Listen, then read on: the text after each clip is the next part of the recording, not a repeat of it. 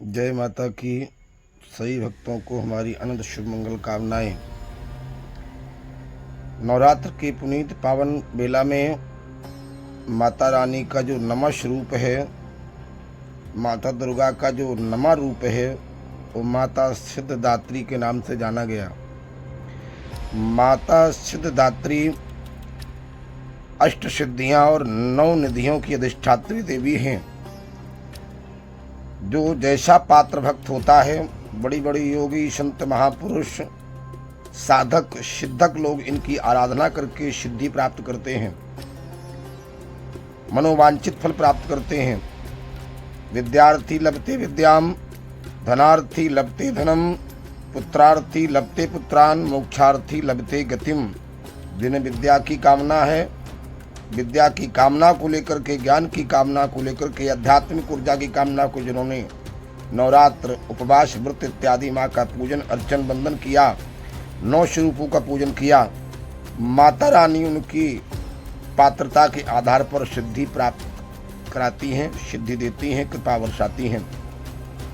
कहा जाता है इन्हीं सिद्धदात्री देवी की आराधना करके भगवान शंकर ने अर्धनारीश्वर रूप धारण करके सिद्धि प्राप्त की। भगवान शंकर स्वयं इनकी आराधना किया करते हैं। इसलिए माँ दुर्गा का ये नमा रूप सिद्धदात्री के नाम से जाना गया।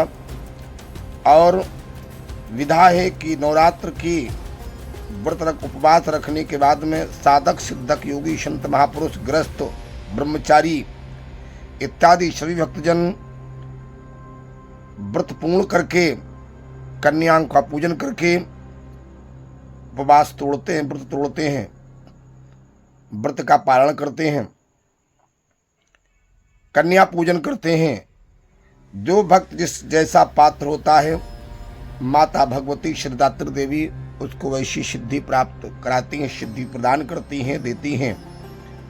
लक्ष्मी चाहिए, लक्ष्मी कामना से आपने व्रत किया, धनधान की सुख समृद्धि कामना से व्रत किया तो सुख समृद्धि धनधान की प्राप्ति होगी। पुत्र की कामना से, वैभव की कामना से, विद्या की कामना से, आरोग्यता की प्राप्त कामना से आपने व्रत किया है तो निश्चित रूप से माता सिद्धदात्री आपको उस उपवास का फल प्रदान करके सिद्धि प्रदान करती हैं।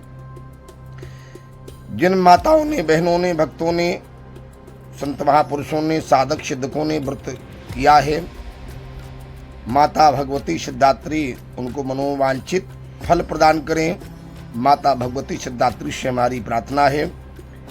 और आप लोग इस नवरात्र के व्रत के पूर्व पारण करके कन्याओं को जिवाएं, कन्या पूजन करें। कन्या पूजन करने के बाद में उन कन्याओं से थोड़े थोड़े अक्षत ले लें अपने कोंच में, अपने आंचल में, रुमाल में, और ले करके उन कन्याओं के आशीर्वाद से अपने लाकर में रख लें तो निश्चित रूप से आपके जीवन में मनोवांछित फल की प्राप्ति होगी। माता सिद्धदात्री कृपा वर्षेगी। और प्रार्थना करें माताओं से, उन कुमारिकाओं से कि मैंने 9 दुर्गा का 9 स्वरूपों का पूजन किया, वंदन किया, अर्चन किया, 9 दिन से व्रत रखा।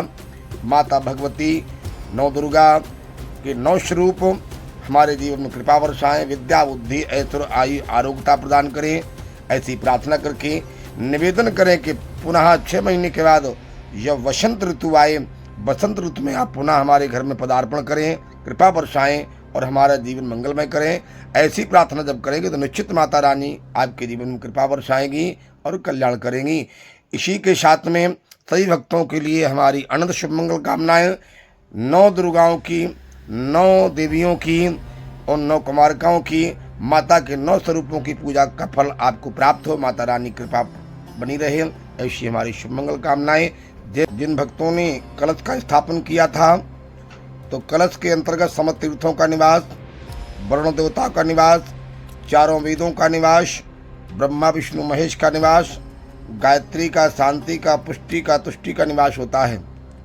व्रत पूर्ण करके आप विसर्जन करें, प्रार्थना करें कि आप यथा स्थान प्रस्थान करें, हमारे जीवन में परिवार में कृपा करें और उस कलश का जल पूरे घर में छिड़कें।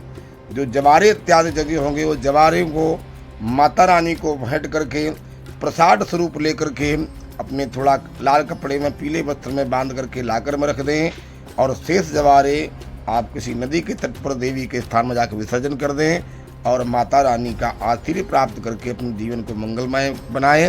हमारी अनंत शुभ मंगल कामना जय भैया की।